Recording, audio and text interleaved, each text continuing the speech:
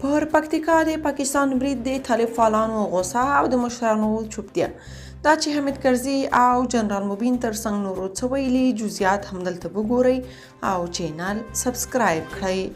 2 ورځې وړاندې یو شمېر رسنیو خبر ورکړ چې پاکستاني پوځیانو د پکتیکا پر برمل توغندیز بریدونه کړي. هغه مهال طالب فعالانو یاد خبر رد کړ، خو تېره شپه چې کله د پاکستان استخباراتي ادارې اړوند یوې پاڼې پر پکتیکا د حملې خبر ورکړ او ویل چې د دوی پوځیانو برمل کې د ټي ټي پي کسان په نښه کړي، نو طالب مشران چې په خوله دي خو د افغانانو سخت غبرګونونو سره مخ شوي دي.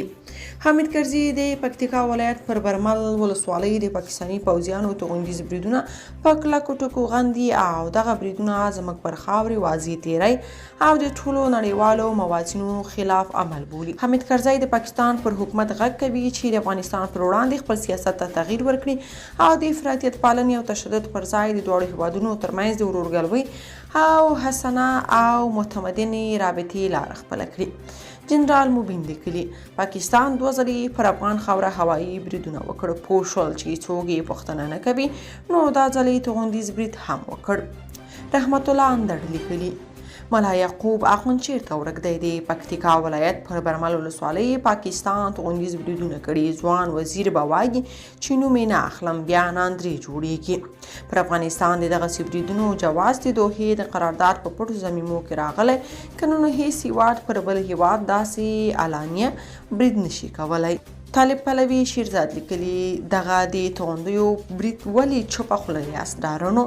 تر امریکا ناټو خو توغندي ویشتونکي قوي نه دي، خو ستاسو مشکل دی کې دی چې ستاسو اکثرو کورونه لا هم هلته دي. عبدالي کندوزي لیکلي دا اوس څنګه حالت دی؟ که واقعا د پاکستان بریدونه د پکتیکا پر برمل ولسوالۍ رښتیا وي، د کرزي پر ځای باید دفاع وزارت یا خارجه وزارت تون غبرګون وښیي. که دروغ وي خو باید د کرزي خوله وتړل شي. داسې حالت د نظام ارزښت له منځه وړي.